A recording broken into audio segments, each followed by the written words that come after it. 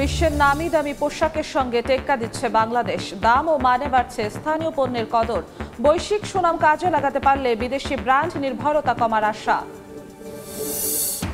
চট্টগ্রাম বন্দরে পড়ে আছে ৯,৫০০-এর বেশি কন্টেইনার। ৭০০ কোটি টাকা ক্ষতির মুখে শিপিং কোম্পানিগুলো। আইনি জটিলতায় নিলামে দীর্ঘসূত্রতা, অসহায় কাস্টম হাউজ।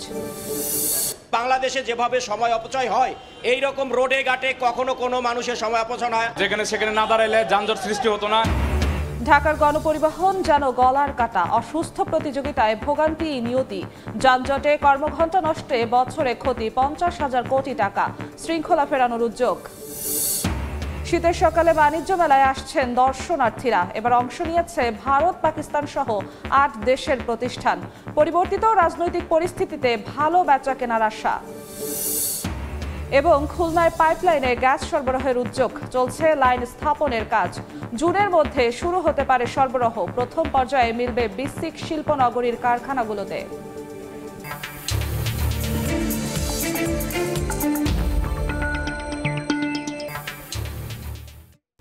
দেখছিলেন শিরোনাম। আমন্ত্রণ জানাচ্ছি দেশ ও দেশের বাইরের অর্থ বাণিজ্যের নানা খবর নিয়ে আমাদের নিয়মিত আয়োজন এই সময়ের বাণিজ্যে। আপনাদের সঙ্গে আছি আমি জিন্নাতারা যশোয়া। বহু বছর ধরে বিশ্বে পোশাক রফতানিতে সফলতার শীর্ষ তালিকায় আছে বাংলাদেশ। বিদেশে কুড়ানো সুনাম দেশেও স্থায়ী করতে চান ব্যবসায়ীরা। তাই তো স্থানীয় ক্রেতাদের জন্য প্রস্তুত করছেন বাহারি পোশাক। দাম ও মান বিবেচনায় ক্রেতা পছন্দের তালিকায় উপরের দিকে জায়গা করে নিচ্ছে সব ব্র্যান্ড। স্থানীয় এই উদ্যোগকে সাধুবাদ জানিয়ে আরও শক্তিশালী করার তাগিদ দিচ্ছেন অর্থনীতিবিদরা। ফরহাদুর রহমানের রিপোর্ট। রফতানিযোগ্য হলেও সামান্য ত্রুটি থাকায় বিশ্বমানের এসব পোশাকের জায়গা হয় রাজধানী সহ দেশের বিভিন্ন বিপণী বিতানে। তুলনামূলক কম দাম ও গুণগত মান ভালো হওয়ায় ক্রেতাদের মাঝেও এসব পণ্যের রয়েছে বেশ কদর। কাস্টমার আইসি বলে এক্সপোর্ট আসেনি, এক্সপোর্ট দেখেন, ঠিক আছে, তখন এক্সপোর্ট আমি দেখি। চেষ্টা করি মানে এ গ্রেড বি গ্রেডের কোয়ালিটি প্রোডাক্টটা কালেক্ট করার জন্য। এক্সপোর্ট কোয়ালিটি যেগুলো ওগুলো সুইচিং কোয়ালিটি প্লাস হলে গিয়ে প্রোডাক্টের কোয়ালিটি খুবই মোটামুটি ভালো হয়। প্রাইসিংটা অনেকটা রিজনেবল আর কি, রিজনেবল দেখে আসলে আর কি আমরা এখানে আসি। তবে বাংলাদেশের বাজারের জন্য রফতানিযোগ্য মানের তৈরি পোশাক বিক্রি করছে বেশ কিছু ব্র্যান্ড। নামি দামি বিভিন্ন বিদেশি ব্র্যান্ডের ঝোঁক থেকে বেরিয়ে মধ্যবিত্ত শহরের শ্রেণী এখন ছুটছেন এসব দোকানে। সুইং, ফিটিং, ফ্যাব্রিক, পাশাপাশি নান্দনিক সব ডিজাইন, এই সব মিলিয়ে বিশ্বের নামি দামি সব ব্র্যান্ডের সাথে এখন টেক্কা দিচ্ছে দেশের বেশ কয়েকটি ব্র্যান্ড। পাশাপাশি স্থানীয় ক্রেতাদের মন জোগাচ্ছে এসব ব্র্যান্ডগুলো। কাপড়ের কোয়ালিটি মানে ডে বাই ডে ইনক্রিজিং এবং বেশ ভালো। কম্পেয়ার করি যদি হচ্ছে অন্যান্য মানে বাইরের প্রোডাক্টের ক্ষেত্রে, ওটা কিন্তু প্রাইসিং অনেক হাই। আমাদের এফোর্টের অনেক সময় বাইরে চলে যায় আর কি। এখানে আমি প্রায়ই আসি, আমার খুব ভালো লাগে। ড্রেসগুলো অনেক ভালো, প্রাইসও অনেক কম। আমি কিন্তু শিপমেন্ট করি, তারপরও ওদের যে প্রোডাক্ট এটা একদম কোয়ালিটি সম্পন্ন। প্রস্তুতকারক প্রতিষ্ঠানগুলো বলছে মান ঠিক রেখে পণ্যের দাম নির্ধারণে বিবেচনায় রাখা হয় দেশের আর্থসামাজিক অবস্থা। ফলে সহজে ক্রেতাদের কাছে পৌঁছাতে পারছেন তারা। বাড়ছে ব্র্যান্ড হিসাবে সুনাম ও কলেবর। গত 2 বছর থেকে আমাদের টার্গেটের থেকেও আমাদের ভালো ব্যবসা আমরা করেছি। সাধারণ মানুষের কথা চিন্তা করে প্রাইসটাও আসলে আমরা নির্ধারণ করি। চাচ্ছিলাম যে সব মানুষ যাতে আমাদের ক্রেতা হয়। বিদেশি কাস্টমারদেরকে ক্যাটার করতে গিয়ে যে ফ্যাশন সেন্স আমাদের হয়েছে, আমাদের যে স্কিল সেট হয়েছে, সেটাকে কাজে লাগিয়ে আমাদের মধ্যবিত্ত এবং আমাদের জনসাধারণের মাঝে এফোর্ডেবল একটা প্রাইসে একটা ব্র্যান্ডকে এস্টাবলিশ করা। মেড ইন বাংলাদেশ খ্যাত পোশাক শিল্পের বৈশ্বিক সুনাম কাজে লাগিয়ে দেশীয় এসব প্রতিষ্ঠানকে আরও শক্তিশালী করতে যথাযথ উদ্যোগ নেওয়ার তাগিদ দিচ্ছেন অর্থনীতিবিদরা। যদি ইন্ডিয়া ভালো মানের কাপড় তৈরি করতে পারে, চায়না তৈরি করতে পারে, ইতালি তৈরি করতে পারে, তাহলে আমরা কেন পারবো না? ব্যাকওয়ার্ড লিঙ্কেজ ইন্ডাস্ট্রিগুলোকে যদি স্ট্রেংথেনিং করতে পারি, তাহলে র ম্যাটেরিয়ালসের যে খরচটাও কিন্তু আমাদের সাশ্রয়ী হবে। আমাদের দেশের যে কর্মসংস্থান থেকে আরম্ভ করে দেশের উন্নতিতেও আসলে কন্ট্রিবিউট করবে। এই সুযোগ কাজে লাগাতে পারলে গুণগত মান ও ফ্যাশন চাহিদা মেটাতে বিদেশি ব্র্যান্ড নির্ভরতা কমবে বলেও মনে করেন অর্থনীতিবিদরা। ফরহাদুর রহমান, সময় সংবাদ, ঢাকা। দর্শক, অর্থ বাণিজ্যের নানা খবরের পাশাপাশি এখন আমরা আলোচনা করব তৈরি পোশাকের বাজারে দেশীয় ব্র্যান্ডের পথ চলা নিয়ে। আর এ বিষয়ে কথা বলতে আমাদের সঙ্গে ভার্চুয়ালি যুক্ত হয়েছেন স্নোটেক্স গ্রুপের ব্যবস্থাপনা পরিচালক এস.এম. খালেদ। এস.এম. খালেদ, আপনাকে স্বাগত এই সময়ের বাণিজ্যে। আমরা প্রতিবেদনে যেমনটি দেখছিলাম এস এম খালেদ, যে মেড ইন বাংলাদেশের যে পুরো বিশ্ব জুড়ে জয় জয়কার, পুরো বিশ্বের মানুষ বাংলাদেশের তৈরি পোশাক শিল্প থেকে যে পোশাক তৈরি হয়, রফতানি হয়, সেগুলো পরে। তো বাংলাদেশের বাজারে বাংলাদেশের নাগরিকরা তারা কেন এই মেড ইন বাংলাদেশের ট্যাগওয়ালা বা সেই ব্র্যান্ডের পোশাকগুলো সহজলভ্যভাবে পাচ্ছে না? সহজলভ্য ভাবে পাওয়ার জন্যই আমাদের মার্কেটে যাতে পাই, সেজন্যই আমাদের সারা আমাদের স্টার্ট করি আমরা কয়েক বছর আগে। আমাদের স্নোটেক্স আমরা প্রায় 25 বছর ধরে ব্যবসা করছি। 25 বছরে আমাদের যেই শিক্ষা, যে কম দামে এবং ভালো প্রোডাক্ট আমরা আমাদের বিশ্ববাজারে সাপ্লাই করি, সেই এক্সপিরিয়েন্সকে কাজে লাগানোর জন্যই আমাদের সারার স্টার্ট করা। আমরা আমাদের সারাতে আমরা চেষ্টা করি কত কম দামে এটা দেওয়া যায়, এবং যেহেতু আমরা সবচেয়ে ভালো ব্র্যান্ডের জন্য স্নোটেক্স থেকে আমরা প্রোডাক্ট করি, আমরা জানি কিভাবে ভালো প্রোডাক্ট তৈরি করতে হয়। তো ভালো প্রোডাক্ট কম দামে দিব, সেটার উদ্দেশ্যেই আমাদের সারার যাত্রা। দেশের বাজারে ভালো প্রোডাক্ট, যেমনটা আপনি বললেন আপনারা চেষ্টা করছেন, এটা দিতে গিয়ে আপনাদের কি কোনো প্রতিবন্ধকতার সম্মুখীন হতে হয় কিনা, যেগুলো না থাকলে সহজেই আপনারা দেশের বাজারে ওই পণ্যগুলো সহজসাধ্য করতে পারতেন? আমাদের এক্সপোর্টের জন্য ইম্পোর্ট ডিউটি একদমই নাই, কিন্তু আমাদের সারার জন্য কিনতে গেলে আমাদের ইম্পোর্ট ডিউটি অনেক বেশি। সেহেতু আমরা জানি যে ওয়ার্ল্ডের কোথায় ভালো কাপড় সবচেয়ে কম দামে পাওয়া যায়, কিন্তু এই ইম্পোর্ট ডিউটির জন্য আমরা অনেক সময় খুব ভালো প্রোডাক্ট তৈরি করতে পারি না। এবং যেমন বছরের প্রথম দিন গতকাল আমরা শুনলাম যে আমাদের ভ্যাট 15% হবে, যেখানে আমাদের ব্র্যান্ডেড সবগুলি 15% যদি দেয় তাহলে আমরা একটা অসম প্রতিযোগিতার মধ্যে পড়ব। যদি সবার জন্য 15% হয় সেটা ঠিক আছে, কিন্তু যারা 50 লক্ষ টাকার নিচে তারা যদি কোনো অল্প ভ্যাট দেয় এবং আমরা যদি বেশি দেই, তাহলে এটা আমাদের জন্য একটু অসম প্রতিযোগিতা, একটু ডিফিকাল্ট হবে ব্যবসায় থাকা। সবার জন্য যদি একই সিচুয়েশন রাখা হয় সেটা আমাদের জন্য খুব ভালো হবে। ব্যাপারটা কি এমন যে বিদেশের ক্রেতারা ডিউটি ফ্রি হওয়ার কারণে সুযোগটা পাচ্ছে কম দামে, কিন্তু আমাদের দেশের ক্রেতারাই সেই ডিউটির জন্য সুযোগটা পাচ্ছে না? আমাদের সেটা অবশ্যই সত্যি কথা যে আমরা একদমই ডিউটি ছাড়া বাহিরে এক্সপোর্ট করি। ইভেন আমাদের জিএসপির কারণে অনেক দেশে আমরা ডিউটি ছাড়া এক্সপোর্ট করি, তারা অনেক কম দামে গার্মেন্টসগুলি পায়। কিন্তু আমাদের ফ্যাব্রিকের যেমন ইম্পোর্ট ডিউটি, আবার এখানে অনেক ট্যাক্সও এখন বাড়ছে।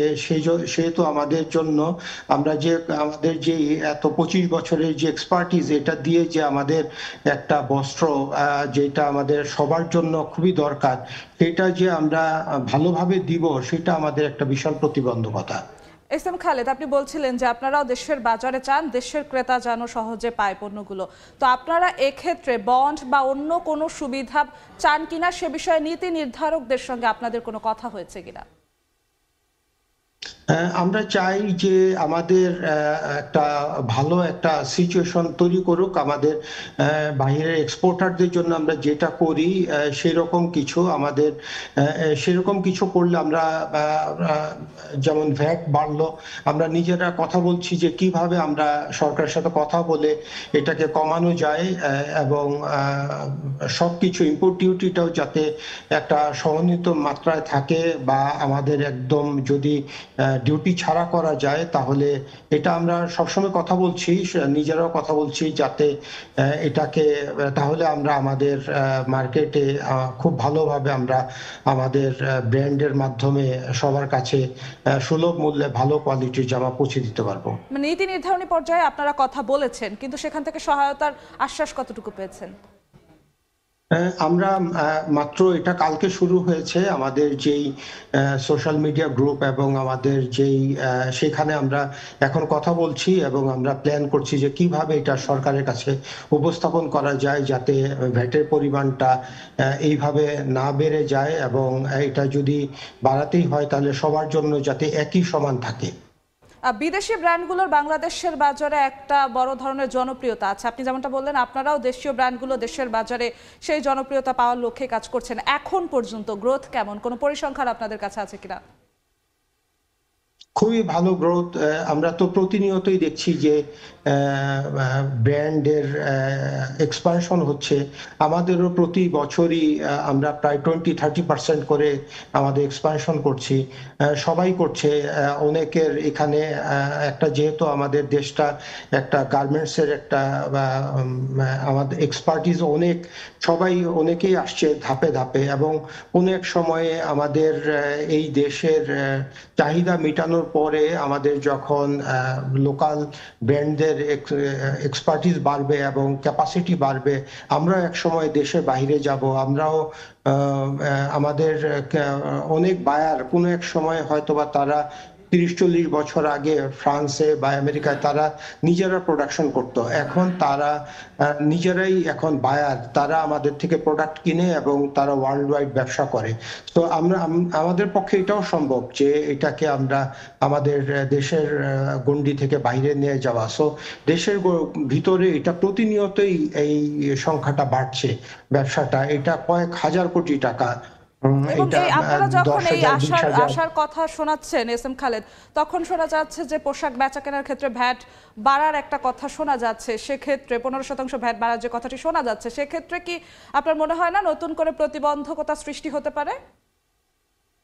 এটা আরো আমাদের, যদি আমরা আমাদের দেশের মার্কেটে বলি যে আমরা কম দামে ভালো প্রোডাক্ট দিব, যদি আমাদের ভ্যাটের পরিমাণ বাড়ে তাহলে এটার একটা খুবই আমাদের জন্য একটা ডিফিকাল্ট সিচুয়েশন হয়ে দাঁড়াবে। কারণ যারা ব্র্যান্ডেড দোকান, যারা কমপ্লায়েন্স মানে এবং আইন মেনে ট্যাক্স দেয়, তারা দিবে অনেক ট্যাক্স, কিন্তু যারা আবার ট্যাক্স অল্প ছোট ব্যবসায়ী সেটার পরিমাণও অনেক বড়, এবং তারা যদি ট্যাক্স কম দিতে হয় বা না দিতে হয় বা তাহলে ওদের সাথে আমাদের কম্পিটিশনটা অনেক বেশি হয় এবং তাতে আমাদের গ্রোথটা লং টার্মে খুব ডিফিকাল্ট হবে।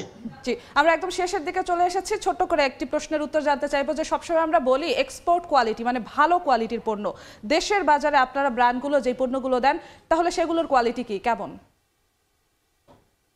এটাও এক্সপোর্ট কোয়ালিটি, কারণ আমরা জানি যে আমরা তো দেশের বাইরে থেকেও নিয়ে আসি এবং আমরা লোকাল থেকেও করি। আমরা আমাদের এক্সপোর্ট করার জন্য যেই সোর্স থেকে ফ্যাব্রিক অ্যাক্সেসরিজ কিনি, এক্স্যাক্টলি একই কোয়ালিটিতে আমরা টেস্ট করি যে ফ্যাব্রিকের শিঙ্কেজ কেমন, এটা কালার ফাস্টনেস কেমন, সবকিছু চেক করেই আমরা একটা গার্মেন্টস তৈরি করি। এবং আমরা যখন প্রোডাকশন করি আমরা একই রকম ভাবেই প্রোডাকশন করি, আমাদের আলাদা ইউনিটে করি, কিন্তু আমাদের একইভাবে আমরা করি যাতে কিনা খুব কম খরচে ভালো প্রোডাক্ট তৈরি করা যায়।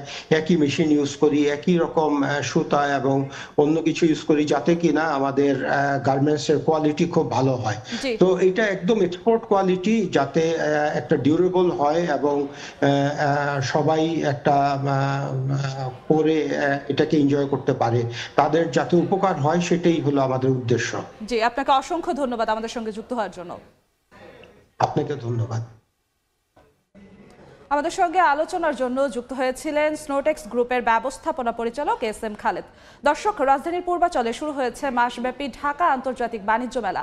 মেলার দ্বিতীয় দিন সকালের খবর জানাতে যুক্ত হচ্ছেন রিপোর্টার ফরহাদুর রহমান। সরাসরি চলে যাচ্ছি তার কাছে। ফরহাদ, দ্বিতীয় দিনের মতো আজ সকাল 10টায় খুলেছে বাণিজ্য মেলার গেট, এবং আমরা যেটি দেখতে পাচ্ছি সকাল 10টায় যখন গেটটি খোলা হয়েছে তারপর থেকেই বাণিজ্য মেলায় দর্শনার্থীরা আগমন শুরু করেছেন। যদিও আজকে রাজধানীতে এবছরের মতো সবচেয়ে কম তাপমাত্রা, এবং এই তাপমাত্রা কনকনে শীতকে উপেক্ষা করে আমরা যেটি দেখছি বাণিজ্য মেলায় দর্শনার্থীরা আসতে শুরু করেছেন। এবং বাণিজ্য মেলার সবশেষ পরিস্থিতি যদি বলি, যেভাবে আসলে দর্শনার্থীরা একটু ধীরে সুস্থে কম করে আসছে, আসছেন। একইভাবে ভিতরের পরিস্থিতিরও কিন্তু একই রকম। বেশ কিছু দোকানের কাজ শেষ হলেও অনেক দোকানের কাজ এখন পর্যন্ত শেষ হয়নি। আমরা ঘুরে দেখেছি পুরো বাণিজ্য মেলায়, এবং এখানকার ক্রেতারা যেভাবে কম কম করে আসছেন, বিক্রেতারা বলছেন যে গতকালকে অন্তর্বর্তী সরকারের প্রধান উপদেষ্টা বাণিজ্য মেলা উদ্বোধন করার পর দর্শনার্থীদের জন্য খুলে দেওয়া হয়, এবং তার সাথে সাথেও কিন্তু বাণিজ্য মেলার পুরো অংশটুকুতে কাজ শেষ করারটাও চলছে। আগামী 1-2 দিনের ভিতর হয়তো বা সেগুলো শেষ হবে, অর্থাৎ পুরোপুরি বাণিজ্য মেলা একেবারে সবগুলো দোকান চালু হওয়া, দর্শনার্থীদের ভিড় বাড়ার জন্য আর কিছুদিন 2-1 দিন সময় হয়তো বা লাগবে। তবে এখন পর্যন্ত যেটি দেখা যাচ্ছে, দর্শনার্থীরা কিন্তু আসছেন সকাল থেকে। যেহেতু শীতের কথা বলছিলাম, শীত উপেক্ষা করেও কিন্তু দর্শনার্থীরা আসছেন, এবং এবছর মোট 362টি স্টল পেভিলিয়ন কিন্তু এই বাণিজ্য মেলায় অংশগ্রহণ করছে। 29তম ঢাকা আন্তর্জাতিক বাণিজ্য মেলার 4র্থ আসর কিন্তু এবার এখানে বসছে। আর এই জায়গাটি রাজধানীর থেকে, মূল শহর থেকে দূরে হওয়ায় এখানে কিন্তু মানুষজন তাদের নিজস্ব পরিবহন ব্যবস্থার মাধ্যমে আসছেন। পাশাপাশি বিআরটিসি তাদের 200টি বাস ব্যবস্থা রেখেছেন শাটল বাস সার্ভিস হিসেবে। সেখানে আমরা দেখেছি সকাল থেকে সেসব বাসে করে মানুষজন কিন্তু আসছেন। তবে যেটি দেখছি আসলে অন্যান্য বছরের তুলনায় এবছর যেটি বলা হয় বাণিজ্যের নতুন পরিস্থিতি, অর্থাৎ পট পরিবর্তনের যে পরিস্থিতি তৈরি হয়েছে, বিক্রেতারা যেটি আশা করছেন এবছর তাদের ব্যবসার পরিস্থিতি আরো ভালো হবে, এবং তারা ভালো বেচা কেনার প্রত্যাশাও কিন্তু এবছর করছেন। তো মোট বাংলাদেশ সহ মোট 8টি দেশ এবছর বাণিজ্য মেলায় অংশগ্রহণ করছে, এবং এই বছর ব্যবসা আরো ভালো হবে বলে তারা প্রত্যাশা করছেন। তো বাণিজ্য মেলা প্রাঙ্গণ থেকে এই ছিল আমার কাছে এখানকার মতো সবশেষ খবর। পূর্বাচল থেকে বাণিজ্য মেলার দ্বিতীয় দিনের খবরাখবর জানাতে যুক্ত হয়েছিলেন সহকর্মী ফরহাদুর রহমান।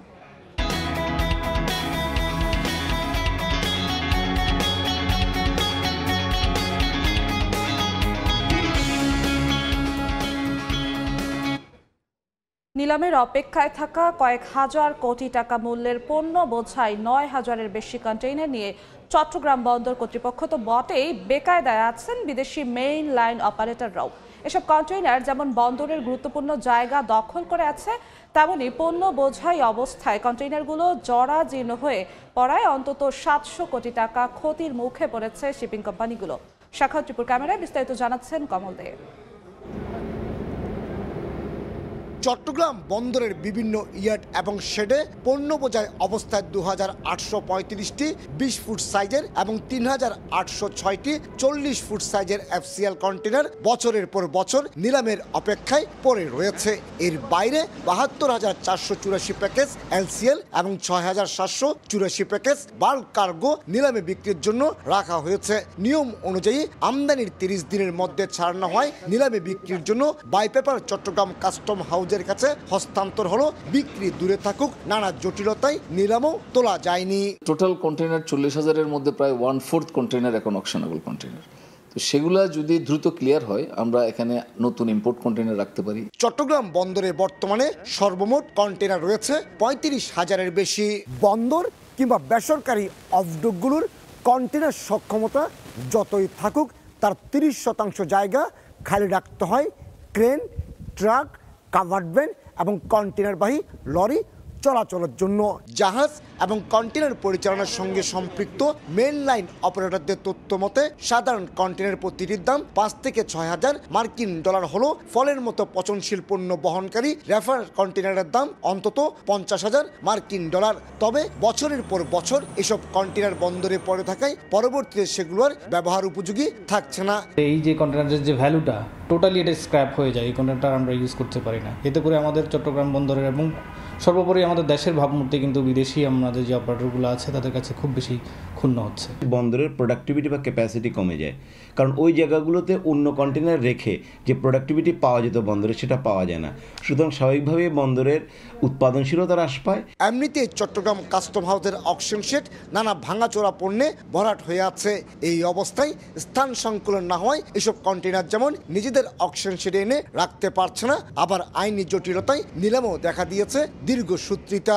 বন্দর আমাদেরকে যে জায়গাটা দিয়েছিল সেটা আসলে সুইটেবল না। সো আমরা এই জায়গাটা পেলে আমরা হয়তো উইদিন 1 মান্থ আমরা আরো 200 কন্টেনার আমরা এখানে করে ফেলতে পারবো, যেগুলো আমাদের পেরিশেবল আছে। আমদানিকৃত পণ্য বোঝায় কন্টেনার প্রথম 4 দিন বন্দরে বিনা শুল্কে রাখার সুযোগ থাকলেও পরবর্তীতে 4 মার্কিন ডলার করে জরিমানা গুনতে হয়। তবে নিলামে চলে যাওয়া কন্টেনার থেকে কোনো রকম শুল্ক পায় না বন্দর কর্তৃপক্ষ। কমল দে, সময় সংবাদ, চট্টগ্রাম। দীর্ঘ ২০ বছরেও পূর্ণাঙ্গ রূপ পায়নি যশোরের নওয়াপাড়া নৌবন্দর।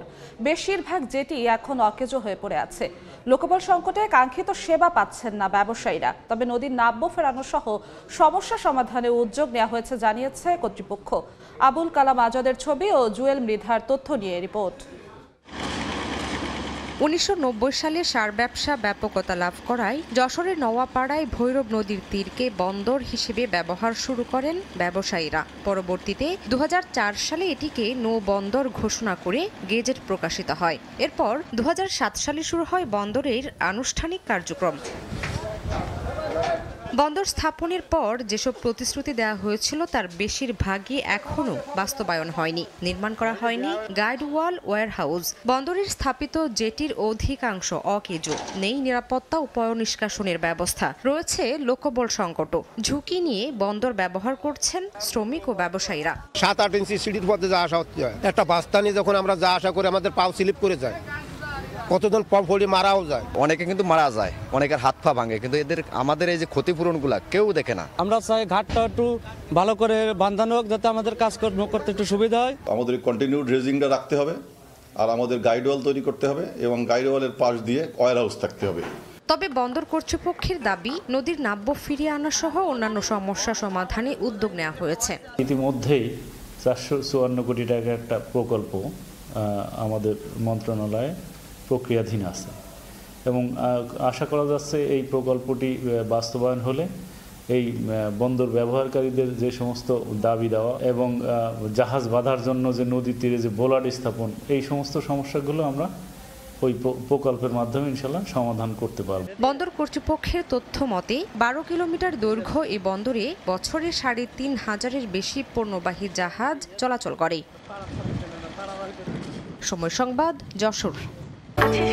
একদম ফ্রেশ বিশ্বমানের প্রযুক্তির সকল সুবিধা নিয়ে ভালো থাকুন আপনিও। কঙ্কা। সপ্তাহের শেষ কার্যদিবসে সূচকের ওঠানামা দিয়ে চলছে দেশের প্রধান পুঁজিবাজার ঢাকা স্টক এক্সচেঞ্জ ডিএসই এর লেনদেন। সবশেষ বাজার পরিস্থিতি জানতে এখন আমরা সরাসরি চলে যাচ্ছি ডিএসই এর ওয়েবসাইটে। দর্শক, আজ সপ্তাহের শেষ কার্যদিবস, একই সঙ্গে নতুন বছরের আজ দ্বিতীয় কার্যদিবস। সকাল থেকে দেখা যাচ্ছিল ওঠানামার মধ্য দিয়ে চলছে ঢাকার পুঁজিবাজারের লেনদেন। এখন এই মুহূর্তে 3 সূচকেই রয়েছে নিম্নমুখী প্রবণতা। ডিএসই এক্স সূচক বা প্রধান সূচক এখন পর্যন্ত আজকের পুঁজিবাজারে পয়েন্ট হারিয়েছে 11.75 পয়েন্ট এবং পয়েন্টে অবস্থান করছে 5206.40 পয়েন্টে, এবং ডিএসই এক্স সূচক বা সরিয়ে সূচক আজকে পয়েন্ট হারিয়েছে। এখন পর্যন্ত তারা হারিয়েছে 4.68 পয়েন্ট এবং ডিএসই এক্স সূচকের পয়েন্ট রয়েছে বর্তমানে 1160.39 পয়েন্ট। এবং আমরা যদি বাছাইকৃত সূচক বা ডিএস30 সূচকের কথা বলি, বাছাইকৃত সূচকও পয়েন্ট হারিয়েছে 4.94 পয়েন্ট এবং এখন পর্যন্ত ঢাকার পুঁজিবাজারে শেয়ার হাত বদল হয়েছে 29,936 বার। এবং টাকার অঙ্কের কথা যদি বলি, এখন পর্যন্ত ঢাকার পুঁজিবাজারে লেনদেন হয়েছে 100,03,00,000 টাকা। এবং যে কোম্পানিগুলো ঢাকার পুঁজিবাজারে লেনদেনে অংশগ্রহণ করেছে সেখানে দাম কমার পাল্লা কিন্তু আজকে ভারী। শেয়ারের দাম যেসব কোম্পানির কমেছে সেই সংখ্যাটি হচ্ছে 184, অর্থাৎ 184টি কোম্পানির শেয়ারের দাম আজকে কমেছে এবং দাম বেড়েছে 90টি কোম্পানির শেয়ারের, এবং অপরিবর্তিত আছে 92টি কোম্পানির শেয়ারের দাম। একটু যদি চিত্রটা আপনাদেরকে সকাল থেকে দেখাই, 10টার দিক থেকে কিন্তু উত্থান দেখা যায় এবং শেয়ার বাজার শুরু হওয়ার 15 মিনিটের মাথায় কিন্তু দেখা যায় প্রধান সূচকের বড় ধরনের পতন দেখা যায়। এরপর 10:30টার পর থেকে আবারও উত্থান দেখা যায়, কিন্তু 11টার পর থেকে আবারও দেখা যাচ্ছে সেই নিম্নমুখী প্রবণতা। একটু যদি গতকালকের কথা বলি, অর্থাৎ এবছরের প্রথম কার্যদিবসের কথা বলি, গতকাল কিন্তু দিন শেষ হয়েছিল 2টি সূচকে উত্থান দিয়ে এবং 1টি সূচকে পতন দিয়ে, এবং গতকাল লেনদেন হয়েছিল 330,59,00,000। এবং এখন যদি আমরা দেখি লেনদেনের দৌড়ে কোন কোম্পানিগুলো আছে এই মুহূর্তে ঢাকার শেয়ার বাজারে এগিয়ে, তাহলে দেখতে পাচ্ছি আমরা 1 নম্বরে আছে সিটি ব্যাংক আজকে এখন পর্যন্ত লেনদেন করেছে 7,21,00,000 টাকা, এবং রবি আছে 2 নম্বরে, রবি লেনদেন করেছে 6,95,00,000 টাকা, এবং ওয়ান ব্যাংক এখন পর্যন্ত 3 নম্বরে থেকে লেনদেন করেছে 5,50,00,000 টাকা। 4 নম্বরে আছে ইসলামী ব্যাংক লেনদেন করেছে 3,83,00,000 টাকা, এবং যমুনা ব্যাংক আছে 5 নম্বরে, যমুনা ব্যাংক লেনদেন করছে 3,62,00,000 টাকা। এখন পর্যন্ত ঢাকার পুঁজিবাজার কিন্তু খুব একটা আশার আলো আজকে নতুন বছরের দ্বিতীয় কার্যদিবসে কিন্তু টুইন সূচকের যে উত্থান পতন তাদের কিন্তু এখন পর্যন্ত তেমন কোনো আশার আলো দেখা যাচ্ছে না। তো এই ছিল ঢাকার পুঁজিবাজারের সবশেষ update. Kai Aluminium. Better is now the best. ভোগান্তির শুরুটা হয় গাড়িতে উঠতে গিয়ে। ভিড় ঠেলে ওঠার পর আসন না মিললে দাঁড়িয়ে কিংবা ঝুলে যাওয়াটাই নিয়তি। এতে বিপাকে পড়েন আসনধারীরাও। গবেষণায় দেখা গেছে রাজধানীর প্রায় ৭২% মানুষের মতে ঢাকার গণপরিবহনের সময়সূচি মেনে না চলাই যাত্রী ভোগান্তির বড় কারণ। তাই দুর্ভোগ কমাতে অবকাঠামোগত প্রকল্পে না গিয়ে সময়সূচি মেনে বাস পরিচালনে গুরুত্ব দিয়ে আলাদা লেন রাখার পরামর্শ বিশেষজ্ঞদের। সঙ্গে নজরদারি বাড়াতে জিপিএস প্রযুক্তি ব্যবহারের দিকেও নজর দেওয়ার তাগিদ তাদের। আলামিন তুষারের রিপোর্টে বিস্তারিত। যাত্রী তোলার এমন অসুস্থ প্রতিযোগিতার কারণ যাত্রী সংখ্যার তুলনায় অপ্রতুল গাড়ির সংখ্যা। যদিও রাস্তার তুলনায় সেই সংখ্যাটা কিন্তু বেশি, যা কিনা বিশ্বের সবচেয়ে যানজটপ্রবণ শহরগুলোর একটিতে পরিণত করেছে ঢাকাকে। বাসকে নিয়ন্ত্রণে না এনে মেট্রো রেল আর বিআরটির মতো বড় বড় প্রকল্প হাতে নেওয়া হলেও এর সুফল পাবেন না গণপরিবহন ব্যবহারকারীর সিংহভাগ মানুষ। বাংলাদেশে যেভাবে সময় অপচয় হয়, এই রকম রোডে ঘাটে কখনো কোনো মানুষের সময় অপচয় হয়। আমরা তো বেগতিক, আমাদের তো দেখা যায় কি যে অফিস আওয়ারে সবাই একসাথে বের হয়, তখন আমাকে যাইতেই হবে। আসলে মামলাটাই সমাধান না, সমাধান হলো সবার সচেতনতা। যাত্রী হিসাবে সেও যেমন সচেতন, ড্রাইভারদের সচেতন দরকার। সবাই সচেতন হলেই সব সমস্যার সমাধান হবে। সাস্টেনেবল আরবান ট্রান্সপোর্ট ইন্ডেক্স বলছে ঢাকার অর্ধেকের বেশি মানুষ গণপরিবহনের প্রাপ্যতা নিয়ে সন্তুষ্ট নয়, অসন্তুষ্ট সময়ানুবর্তিতা নিয়েও। বাস রুট রেশনালাইজেশনের মাধ্যমে 10 মিনিট পর পর বাস চালানোর নিয়ম রাখা হলেও সেটিও দেখেনি আলোর মুখ। ধাক্কাইতে ও যত সময় ধাক্কানো না না হবে তত সময় ছাড়বে না। প্রত্যেকটা সেক্টরে একটা টাইম শিডিউল করে দিলে যে এখানে এই টাইমে এই বাসটা থামবে, যেখানে সেখানে না দাঁড়াইলে যানজট সৃষ্টি হতো না এবং অ্যাক্সিডেন্টের হার কমতো। বেশ কয়েকটি গবেষণা প্রতিবেদন বিশ্লেষণ করে পাওয়া গেছে ঢাকায় 2007 সালে একটি গাড়ির গড় গতিবেগ ছিল প্রায় 21 কিলোমিটার প্রতি ঘন্টায়। সেটা এবছর কমতে কমতে নেমে এসেছে 4.7 কিলোমিটারে। এ অবস্থায় প্রতি কর্মঘণ্টার যে আর্থিক অপচয় তা যদি হিসাব করা হয়, বাৎসরিকভাবে সেই সংখ্যাটা দাঁড়াবে 50,000 কোটি টাকার বেশি। নির্ভরযোগ্য বাস নেটওয়ার্ক যাত্রীদের সন্তুষ্টির মাত্রা বাড়াবে স্বীকার করে নিজেদের জায়গা থেকে বাস মালিক এবং চালকদের সঙ্গে নিয়ে সরকারের পাশে থাকার কথা জানাচ্ছে সড়ক পরিবহন মালিক সমিতি। এদিকে আসছে ফেব্রুয়ারি থেকেই ঢাকার অন্তত 9টি রুটে সময়সূচি অনুযায়ী বাস পরিচালনা শুরুর কথা বলছে বাংলাদেশ সড়ক পরিবহন কর্তৃপক্ষ। টাইমিং একটা বিষয়, অনেক মালিকদেরও অনীহা, কারণ এটা দীর্ঘদিনের একটা অভ্যাসে পরিণত হয়ে গেছে। এই অবস্থার পরিবর্তন করার জন্য আমরা উদ্যোগী হচ্ছি। তো ওই 9টা রুট আমরা চালু করে দেব, আমরা এবার ফেব্রুয়ারি মাসে চালু করে দেব। যখন এটা আমরা চালু করব, কোনো কম্পিটিশন হবে না, সে সিরিয়ালি যাবে, টাইম অনুযায়ী সে যাবে।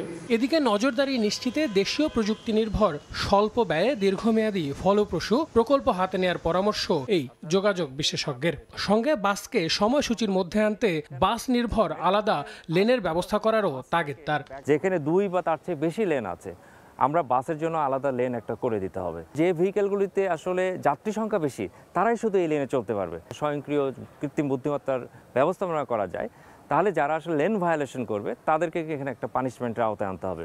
দুর্ভোগ ভোগান্তিতে ভরা রাজধানীর গণপরিবহন সংস্কারে তাই নীতি নির্ধারকদের সঙ্গে রাজনৈতিক দলগুলোকেও ভূমিকা রাখার আহ্বান সংশ্লিষ্টদের। আল আমিন তুষার, সময় সংবাদ। গুলশানে চেয়ারপারসনের কার্যালয়ে বক্তব্য রাখছেন বিএনপি মহাসচিব মির্জা ফখরুল ইসলাম আলমগীর। সরাসরি চলে যাচ্ছি সেখানে।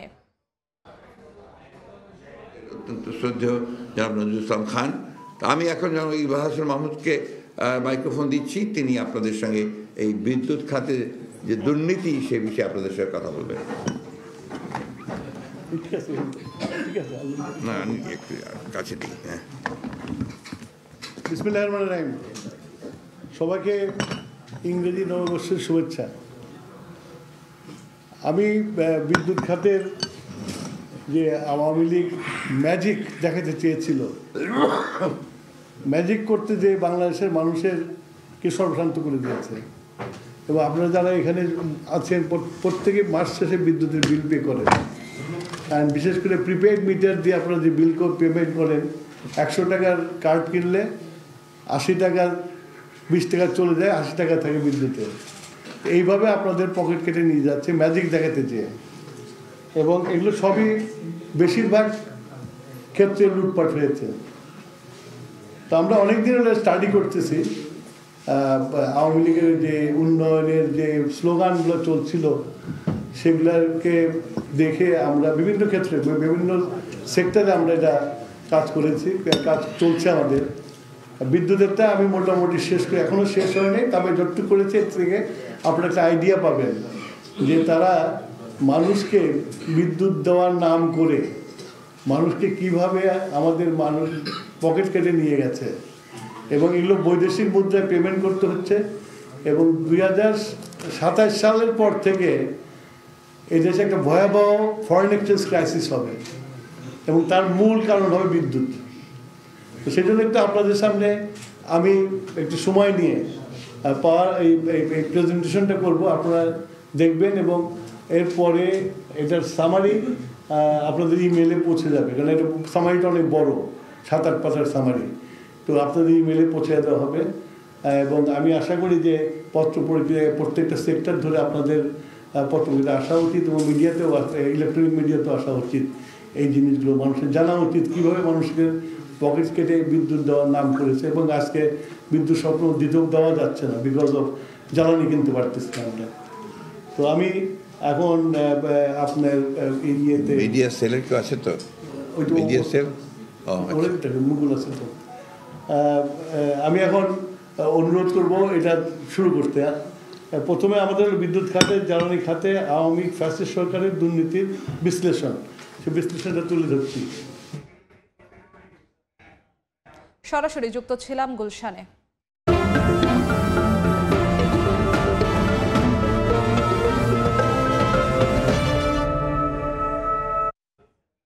প্রথমবারের মতো পাইপলাইনের মাধ্যমে গ্যাস সরবরাহ করা হবে খুলনা অঞ্চলে। প্রথম পর্যায়ে মিলবে বিসিক শিল্পনগরীর কারখানাগুলোতে। এজন্য জেলার আড়ংঘাটা থেকে শিল্পনগরী পর্যন্ত শুরু হয়েছে পাইপলাইন স্থাপনের কাজ। এতে খুশি ব্যবসায়ীরা। কর্তৃপক্ষ বলছে আগামী জুনের মধ্যে গ্যাস সরবরাহ শুরু হবে। নিয়ামুল হোসেন কোচির ছবিতে আব্দুল্লাহ মামুন রুবেলের রিপোর্ট। খুলনার আড়ংঘাটা এলাকায় গ্যাসের পাইপলাইন স্থাপনে ব্যস্ত শ্রমিকরা। গত 1 মাস ধরে চলছে এই কর্মযজ্ঞ।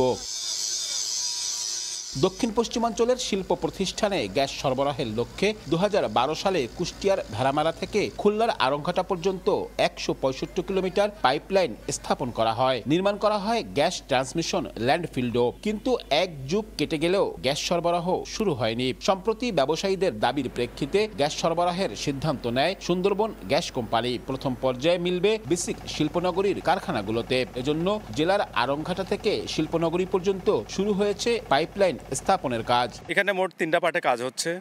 প্রথম পার্টটা আমরা কাজ করছি আড়ংঘাটা থেকে তেলিগাতি পর্যন্ত।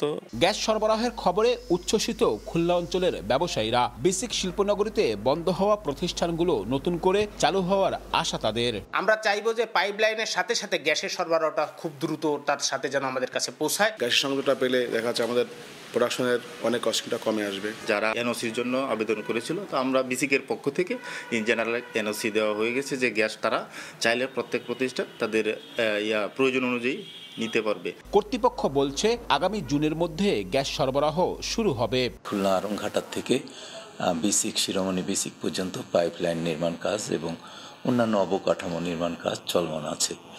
এই কাজ আগামী 6 মাসের মধ্যে শেষ হবে। খুলনা বিসিক শিল্পনগরীতে 88টি প্রতিষ্ঠান রয়েছে। পাইপলাইনের মাধ্যমে গ্যাস সরবরাহের যে দাবি দীর্ঘদিন ধরে দক্ষিণাঞ্চলের মানুষ করে আসছিল, তা এখন বাস্তবায়নের পথে। তবে দেশি বিদেশি বিনিয়োগ বাড়াতে বিসিক শিল্পনগরের পাশাপাশি অন্যান্য শিল্প এলাকায়ও গ্যাস সরবরাহের দাবি দিন দিন জোরদার হচ্ছে। আব্দুল্লাহ আল মামুন রুবেল, সময় সংবাদ, খুলনা। তীব্র শীত থেকে রক্ষায় নীলফামারীর গরম কাপড়ের দোকানগুলোতে ভিড় বাড়ছে শীতার্ত মানুষের। বিস্তারিত জানাতে সৈয়দপুর পুরাতন শীত বস্ত্রের বাজারে আছেন রিপোর্টার শাকির হোসেন বাদল। সরাসরি যাচ্ছি তার কাছে। মেঘলা আকাশ, হাড় কাঁপানো শীত। গত 3 দিন ধরে নীলফামারীতে শীতের তীব্রতায় নিম্ন আয়ের মানুষের ভোগান্তি চরমে উঠেছে। আপনারা দেখছেন যে আমরা এই মুহূর্তে আছি সৈয়দপুরের পুরাতন বস্ত্রের বাজারে। এখানে এটি মৌসুমি বাজার, প্রতি শীতেই এই বাজার এখানে গড়ে। এখানে প্রায় 200 থেকে 250 পুরাতন বস্ত্রের দোকান আছে, যেটি এই শীত উপলক্ষেই শুধুমাত্র এখানে বসে। এটি লাইনের ধারে প্রায় 1 কিলোমিটার জায়গা জুড়ে এই দোকানগুলো এখানে রয়েছে। আপনারা জানেন যে নীলফামারী হচ্ছে নিম্ন আয় কৃষিজীবী, শ্রমিক এবং মধ্যবিত্ত লোকের বসতি এখানে বেশি।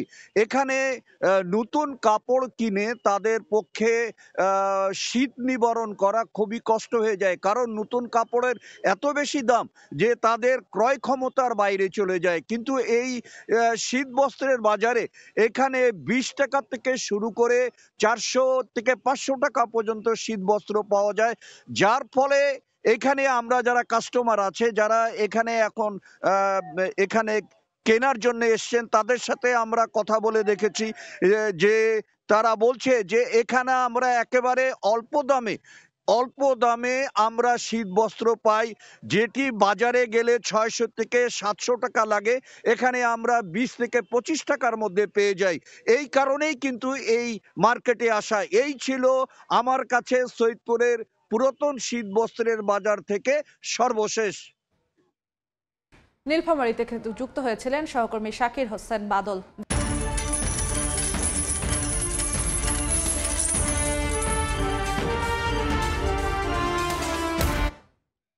শিল্পপণ্যের বিশ্ব বাজারে ক্রমেই দাম বাড়ছে বিটুমিনের। টিনের দামও বাড়ছে লাগাতার।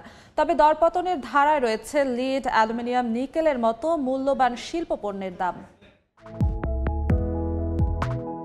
বিটুমিন সড়ক, মহাসড়ক, রানওয়ের মতো যোগাযোগ অবকাঠামো তৈরিতে দরকারি এই শিল্পপণ্যের বিশ্ববাজার বর্তমানে ঊর্ধ্বমুখী। 2024 সালের শেষ দিন 31 ডিসেম্বর বিশ্ববাজারে প্রতি মেট্রিক টন বিটুমিন বেচাকেনা হয়েছে $516.46। সপ্তাহের হিসাবে বিটুমিনের দাম বেড়েছে 4.77% আর 2.84% বেড়েছে এক বছরে। লিড বা সীসা, গাড়ির ব্যাটারি, গোলাবারুদ, তারের খাপ তৈরি ও বিকিরণ সুরক্ষায় বিশ্বব্যাপী ব্যাপক চাহিদা রয়েছে এই শিল্পপণ্যের।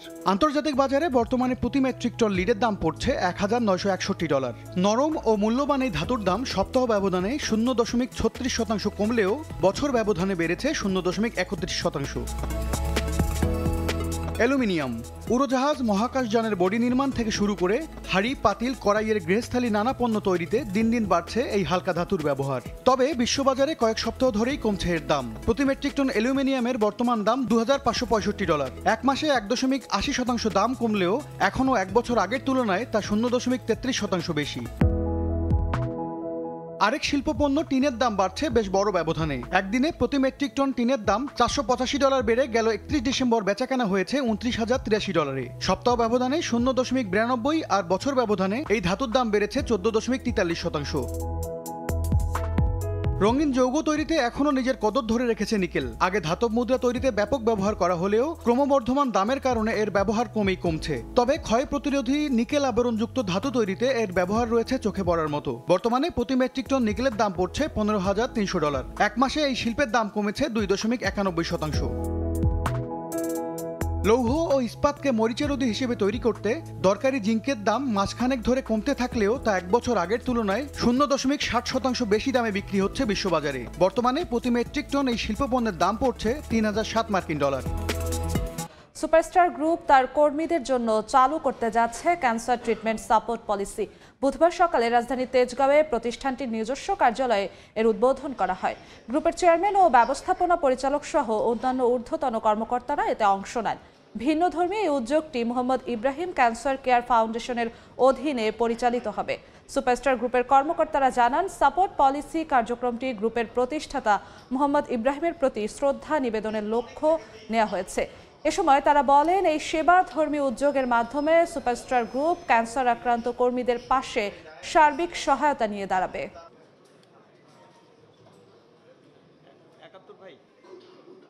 এই ছিল এ সময় বাণিজ্যের সঙ্গেই থাকুন সময়ের।